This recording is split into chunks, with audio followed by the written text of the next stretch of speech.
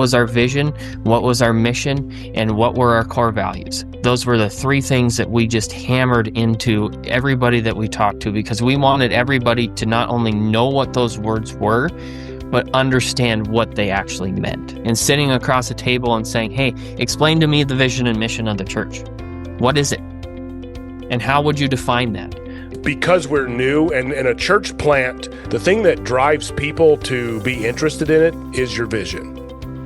And for us, our vision was everything to us. In our small groups, we talked a lot about that too. When we got together with our teams and our meetings and just really celebrating the wins in that, we said from the very beginning, we want to be church as a verb, not a noun, actively seeking lost and forgotten people of Hastings. As our launch team began to meet weekly, we began to just kind of process like what this could look like. It was a lot of dreaming.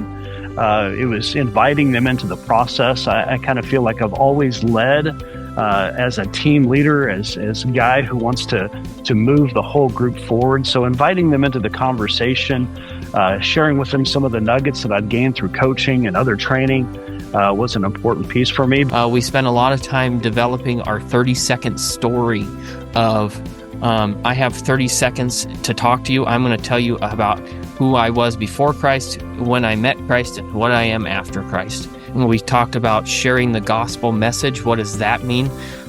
Because a lot of people that came in on our launch team, they had different ideas of what the gospel message was. And so we wanted to provide a strong opinion of what that was. And that vision really drove. So people that were jumping on had kind of this mindset to begin with, that this is what we're here to do and this is who we are. The 30 of us then would meet every Saturday night starting in January 2020. 5 p.m. we'd have a meal, we'd sit, I'd teach, do some sermon prep, walk people through, and then we would dream about what do we want the church to look like. We would walk through and train on how to work a kid's classroom, on how to greet people, and what we want the overall gathering to look like. I really didn't do a ton of training until about a month out. We did 3, we called them practice services. And so we did 3 services. We didn't invite anybody, but we put all of our marketing out, all of our signage out there and treat it just like it was Sunday. But it really was kind of a dress rehearsal for 3 weeks prior to it. As we were preparing for launch, I wanted that to be more relationally minded than informationally minded. So a lot of it was us spending time in our house, having people over for dinner, getting to talk through and allowing people to ask questions and answer questions and do a lot of the deep searching that was in that. So it was very relationally intensive and time intensive, but it was what we knew we were probably going to do best, as opposed to big information dump kind of sessions. We just knew that wasn't our personality. And then on Sundays, we would go visit a church so we could see and experience and see what we really liked about these different churches and what we didn't like, what works, what doesn't.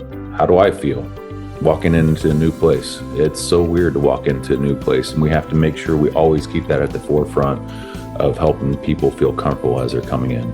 We started modeling the 3/3 method, and we would just begin to walk through those Bible studies together. Big one that we used was, Luke 15, 1-7, the leaving the 99 to go after the one.